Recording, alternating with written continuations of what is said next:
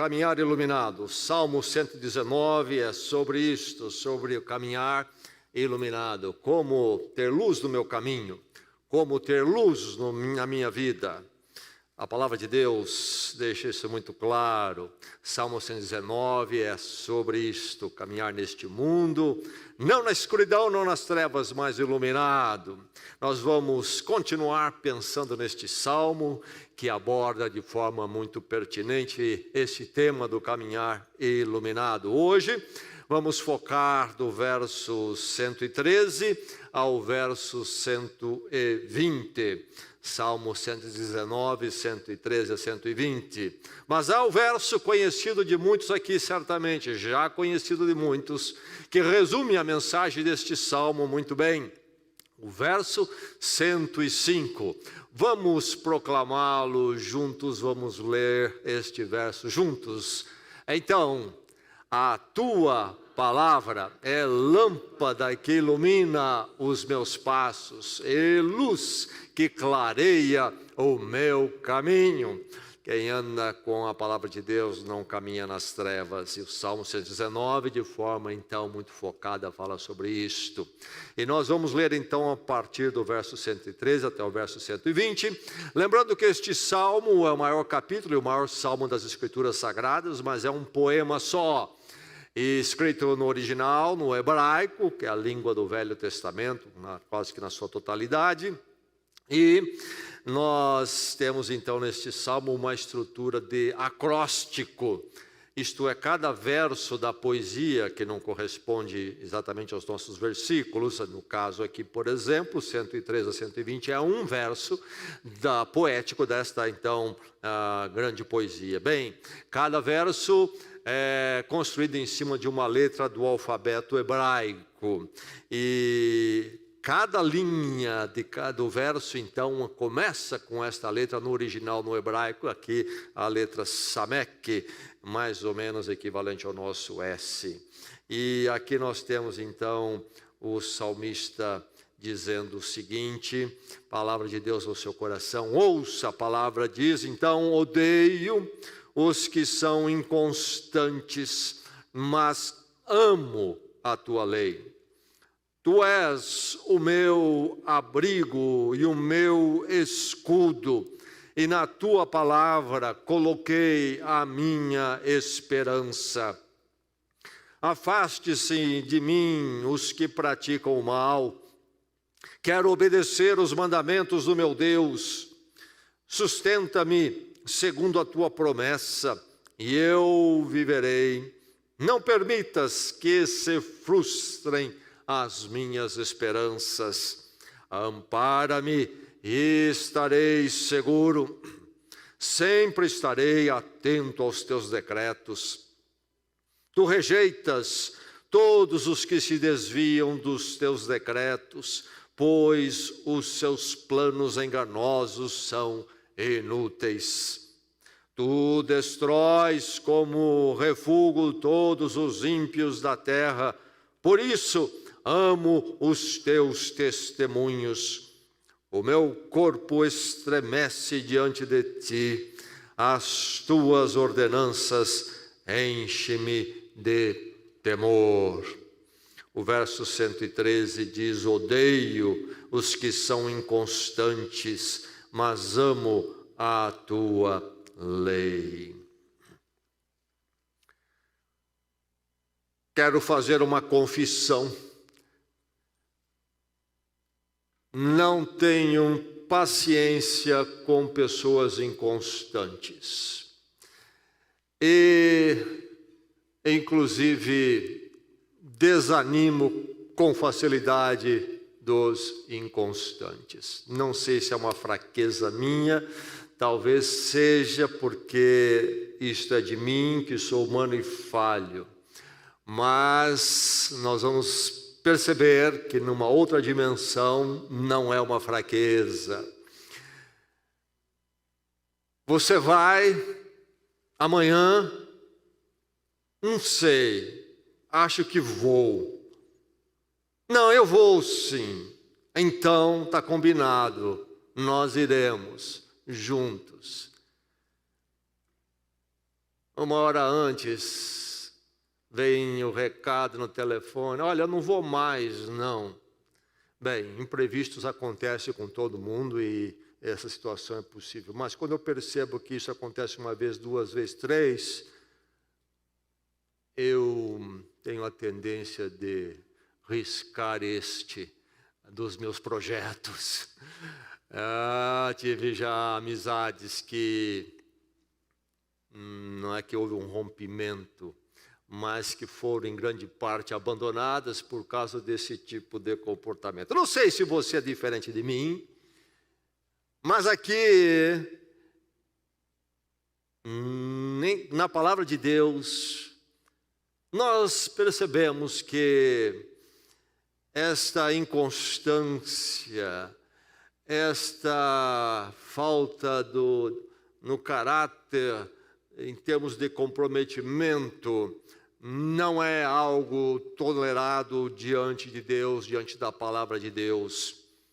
Como eu disse, no meu caso, pode ser um julgamento falho e talvez até equivocado da minha parte, mas o julgamento da palavra de Deus, o nosso relacionamento com Ele, julgamento perfeito,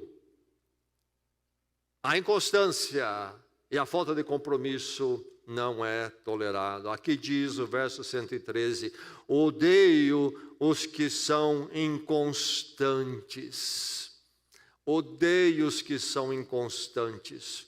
Não em relação a coisas do dia a dia da vida, mas com relação à vida com Deus. Quem são os inconstantes?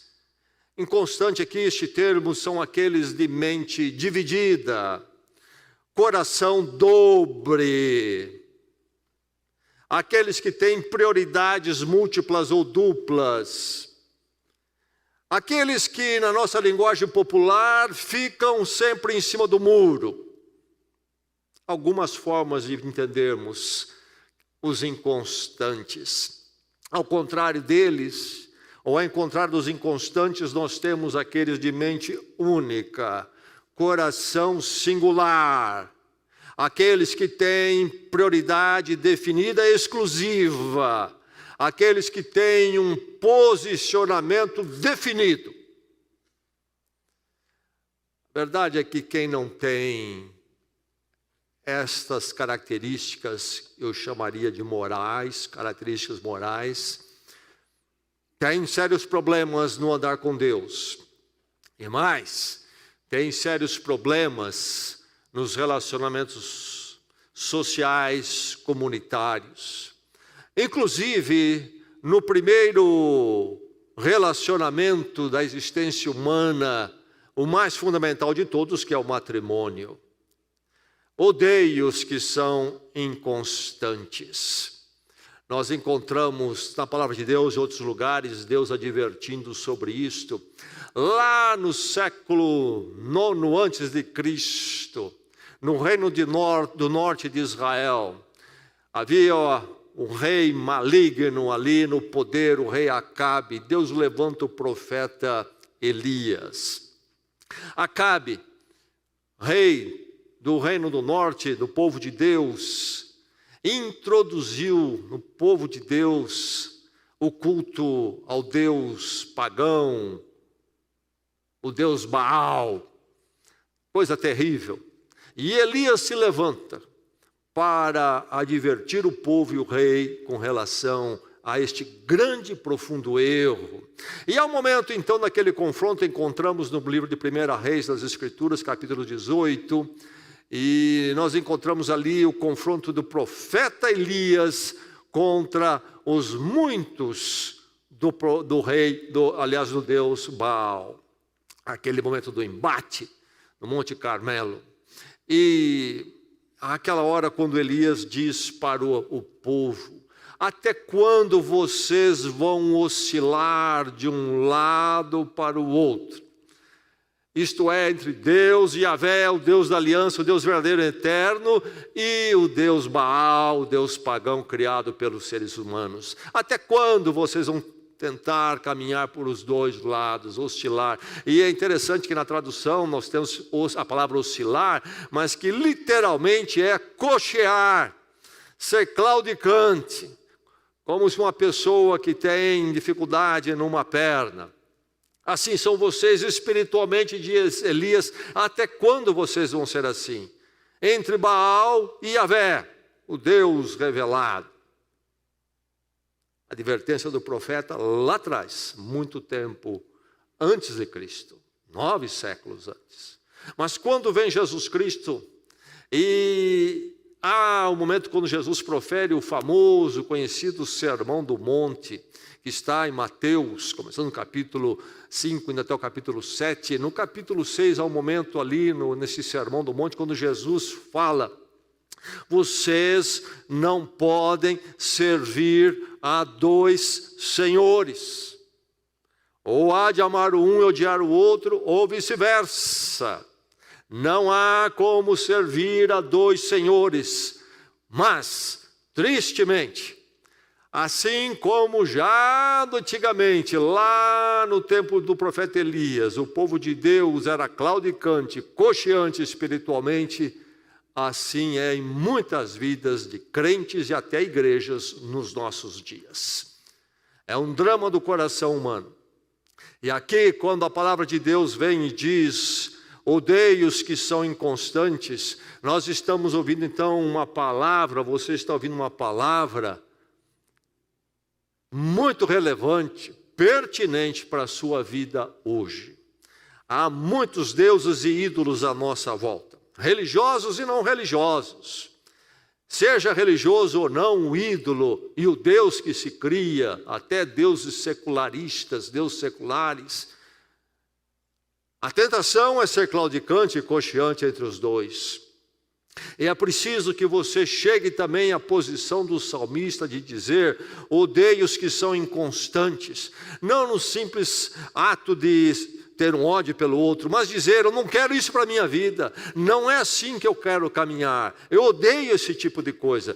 Porque realmente a palavra de Deus chama você para ser constante. Você ser então alguém comprometido. Odeie os que são inconstantes, e ele acrescenta no verso 113, mas amo a tua lei. A grande chave da poesia hebraica é o que se chama de paralelismo. Não é tanto a questão da rima, mas do paralelismo. Pensamentos sempre justapostos. Às vezes de forma antitética, um contrário ao outro, às vezes de forma um reforça o outro, e há várias formas de paralelismo, e assim se constrói a poesia hebraica. E aqui nós temos um antitético: de um lado, odeio os que são inconstantes, mas amo a tua lei. 2 coisas contrárias: amar a lei do Senhor e não ser inconstante em relação à verdade e à palavra de Deus. Amo a tua lei. Lembrando que este salmo é sobre a palavra de Deus, a palavra que é lâmpada para os meus passos. E a palavra de Deus vai aparecer no salmo, aqui 119, com diversos termos intercambiáveis, como sinônimos de palavra: testemunhos, mandamentos, ordenanças, preceitos. Então, lei aqui não se trata de alguns códigos de obediência, mas toda a revelação de Deus que nós temos na palavra do Senhor. Amo a tua lei. E para nós então, Velho e Novo Testamento, com a chegada de Cristo, que é o pico e a realização de toda a revelação de Deus. Enfim, você é inconstante ou é constante? Você tem uma aversão à inconstância como o salmista tem? Aí a questão vai então tocar no quê? No comprometimento. E a palavra do Senhor fala ao seu coração nesta noite: seja comprometido. Isto é, verdadeiramente comprometido, definidamente comprometido. É preciso então que você repulse o vacilar. O vacilar não pode estar na sua vida em relação à verdade de Deus, à revelação de Deus, à vida com Deus em Cristo. O seu caminhar, o seu escolher, o seu pensar precisa revelar sempre um compromisso inegociável com a verdade da palavra de Deus e o que elas nos ensinam em Cristo, de quem é o Senhor de nossas vidas e quem nós somos. Diz o verso 115, afastem-se de mim os que praticam o mal, quero obedecer aos mandamentos do meu Deus. Você percebeu? Afastem-se de mim os que praticam o mal. Com ele não havia negociação. Não iria comprometer a convicção dele, a dedicação dele às verdades do Senhor. E aí então no paralelismo vem a colocação contrária, quero obedecer. Aí está ele recusando toda possibilidade de vacilo. Deu ir um pouco para lá, e um pouco para cá, um pouco para lá. Ele é alguém que repulsa, rechaça o vacilar. É você vacilante. É você um que, se chegam mais perto, se o convite é mais forte, se a insinuação é mais ardilosa, você cede. Você vai em parte. Seja comprometido, repulse o vacilar. E sabe, não é que você necessariamente vai negar a sua fé em Cristo, mas é aquele vacilo, aquele negociar onde você cede em parte. É isso que não pode acontecer. E quanta vida cristã que não frutifica, quanta vida de crente que carrega cargas e consequências que não deveria carregar, se não fossem vacilantes, se não dessem alguns passos na direção errada. Que o Senhor faça de você então alguém comprometido e que então repulse todo o vacilar e discirna então o destino. Preste atenção, isso lhe ajuda muito a ser comprometido. O salmista não olha só o agora, ele olha o final. Ele não olha o momento, ele olha o futuro. O salmista não está preocupado com os capítulos do livro em primeiro lugar, mas a conclusão do livro. 118, o verso diz, tu rejeitas todos os que desviam dos teus decretos, pois os seus planos enganosos são inúteis. Veja só, a rejeição de Deus daqueles que não estão na verdade do Senhor. E o 119 continua de forma mais grave. Tu destróis como refúgio todos os ímpios da terra. Por isso amo os teus testemunhos. O fim daquele que não está comprometido com o Senhor e anda com Ele, não é um fim bonito. É trágico, é terrível.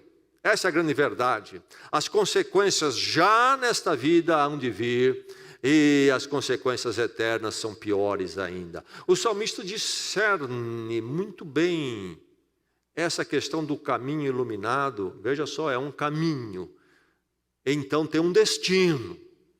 E ele então mede o caminho pelo destino e não pela aparência nos primeiros passos, nos primeiros metros, quem sabe nos primeiros quilômetros. A questão é onde é que vai dar essa estrada da minha vida. Nesse vacilo que eu estou tomando, onde vai isso me levar? Ele discerne o destino. Você é alguém que enxerga mais longe? Você é alguém que levanta os olhos espirituais? Se você realmente caminha pela palavra, ela é a sua luz, você é alguém que enxerga mais longe. Você não é como as pessoas à sua volta que não têm a luz da palavra. E eles estão enxergando o aqui e agora, e esse momento apenas. Mas há consequências. Os compromissos do nosso coração são consequentes. Na minha vida, na sua, na vida de cada cidadão neste mundo, nesta cidade. Os frutos serão colhidos, agora, ainda neste mundo e na eternidade. Seja comprometido, repulse o vacilar e discirna o destino, entregando-se plenamente. Aquele que está comprometido é aquele que entrega-se plenamente. O clamor do salmista no verso 116: sustenta-me segundo a tua promessa. Você percebe aqui que o clamor dele não é para esse e para aquele, ele tem um e somente um em quem ele se agarra. Ou Deus o sustenta, ou então não há, ou a promessa do Senhor se cumpre na vida dele, não há outra opção. Sustenta-me segundo a tua promessa e eu viverei. Ou o Senhor me sustenta, eu vivo e vivo eternamente, ou então isso não acontece. O Senhor me sustenta e eu encontro vida, vida de verdade, vida plena neste mundo, ou então não encontro.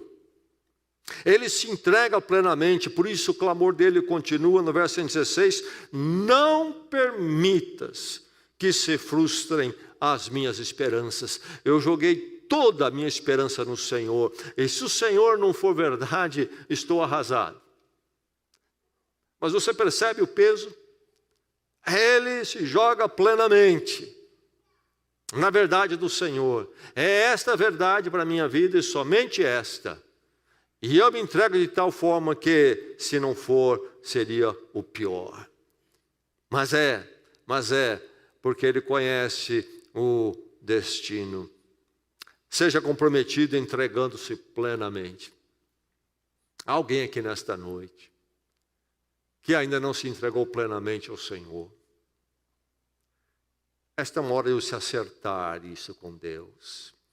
Talvez alguém aqui não chegou aquele momento da sua vida quando diante de Deus reconheceu sua condição de pecador. E sentindo este peso de forma insuportável, clamou pelo perdão conquistado, propiciado por Deus em Cristo na cruz. Ele morreu a minha morte, grande é a minha culpa.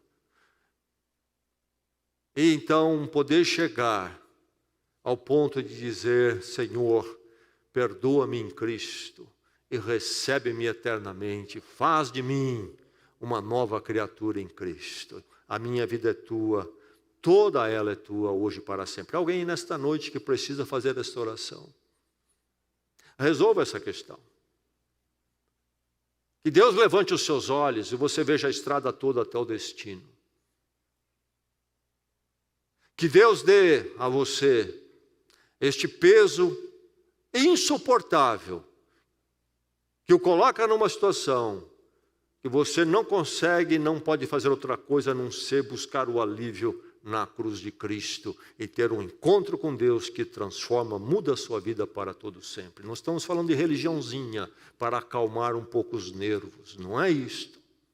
Isso aí está cheio aí na praça. Anestésicos, paliativos.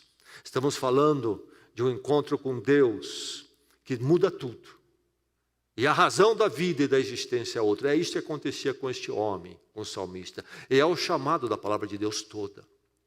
Mas talvez alguém diga nesta noite aqui: esse momento eu já tive na minha vida, mas no momento tenho comprometido, por influência dos amigos, influência da mídia, influência da família, tenho comprometido muita coisa na minha vida com Deus. Trevas têm entrado. Que nesta noite realmente a palavra seja a luz do seu caminho, você seja comprometido plenamente com o Senhor e a sua palavra, e seja um dia de vitória na sua vida. Seja comprometido, jovem, adulto, seja comprometido, entregando-se plenamente, nada de ter coração dobre, mente dividida, não, singular. Sou do Senhor e somente dele. Minha mente, meus pensamentos, minhas escolhas, meus valores, minha vida, meus programas. Seja comprometido, entregando-se plenamente, num caminhar em temor. Por que não estamos comprometidos? Porque deixamos de ser realmente comprometidos, mente singular, coração único. Por quê? falta temor. Falta temor. Verso 120, o meu corpo estremece diante de ti. As tuas ordenanças enchem-me de temor. Nós conhecemos o amor de Deus, a graça de Deus em Cristo, mas nós nunca vamos entender, aquilatar, experimentar este amor, esta graça, enquanto nós não temos uma visão de Deus que nos enche de temor. Sim, se estamos no amor, na graça dele, a visão de Deus não nos enche de terror. Isto será experimentado por aquele que não conhece o amor e a graça de Deus mais cedo ou mais tarde, com certeza. Aqui ou na eternidade. Mas aquele que conhece o amor e a graça de Deus de verdade, conhece não o terror, mas agora o temor de Deus. Esse Deus que me ama profundamente não é o meu garoto de recado. Esse Deus que me amou à medida da cruz, Ele me amou à medida da cruz, porque Ele é um Deus glorioso, glorioso em justiça, inclusive, e inclusive em santidade. Por isso, necessário foi o peso da cruz, para que o amor dele, então, nos alcançasse. É um Deus que não brinca com as coisas. É um Deus que trata-las como são, e de forma seríssima, e sem comprometer em nada. Então, o temor de Deus nos leva a sermos comprometidos. E quando não estamos comprometidos é porque o nosso temor de Deus tem diminuído. Quando não estamos comprometidos é porque o nosso temor de Deus diminuiu. Estamos pensando num Deus menor, então não é necessário temê-lo. Nós diminuímos Deus na nossa visão e aí isso nos dá liberdade para nos comprometer. E nos comprometer com o mundo e então sermos infiéis a esse Deus e a sua palavra. E no amor e na graça de Deus, você nunca perca de vista o temor do Senhor. O meu corpo estremece. A verdade conhecida, isto é, a dimensão intelectual, o afeta emocionalmente. O meu corpo estremece diante de ti. As tuas ordenanças enchem-me de temor. Temor é a experiência que se conhece no amor.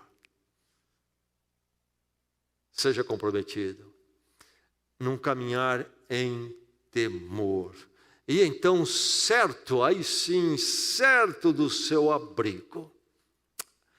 E verso maravilhoso 114. Tu és o meu abrigo e o meu escudo. Abrigo e escudo. Palavras usadas várias vezes no livro de Salmos para falar de Deus Yahvé, o Deus da aliança, do pacto, que para nós é o Deus do pacto em Cristo Jesus. Deus é meu escudo, Deus é o meu abrigo. Às vezes Deus é a minha rocha, às vezes Deus é minha torre alta ou minha torre segura. Martim Lutero falou sobre Deus, o meu castelo forte, habitação medieval, forte, as fortalezas, muralhas. Deus é meu castelo forte.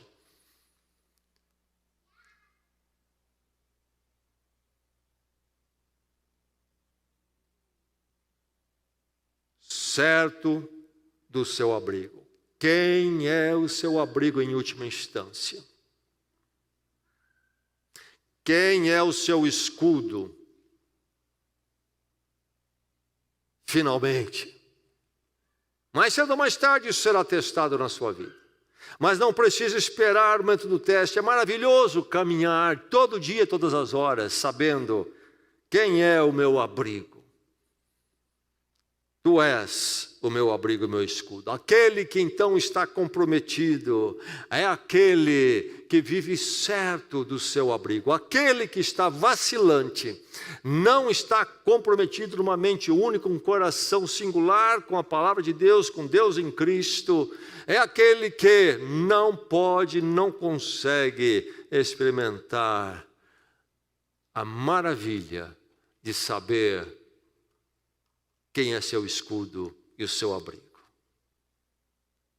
Essa experiência do salmista, quando ele diz, tu és o meu abrigo e escudo, é a experiência de alguém que diz, eu odeio os inconstantes, porque isso eu não quero na minha vida, não é assim para mim. Tu és o meu abrigo e o meu escudo, e na tua palavra coloquei a minha esperança. Qual é a sua esperança? Qual é a sua esperança? Nós temos muitas esperanças na vida, mas essas esperanças são aquelas pequenas e passageiras. A questão é qual é a esperança sublime, a esperança maior, a esperança das esperanças para você. Isso também será testado, mais cedo ou mais tarde.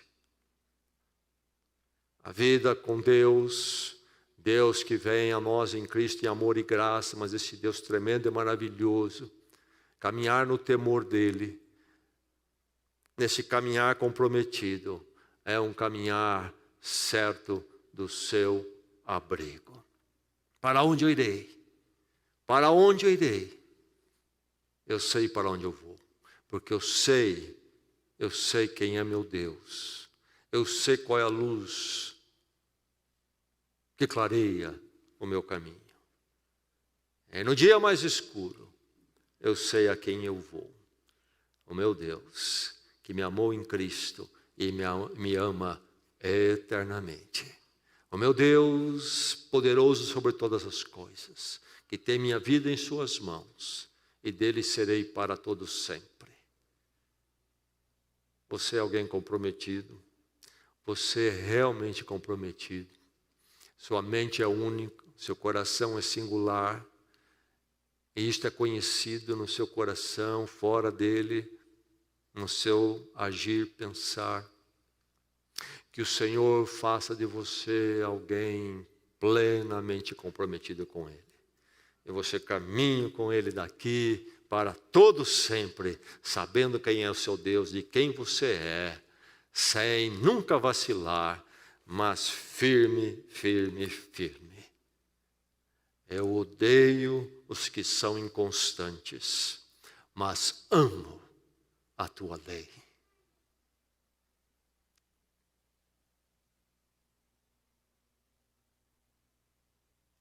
Oremos, vamos à presença do Senhor.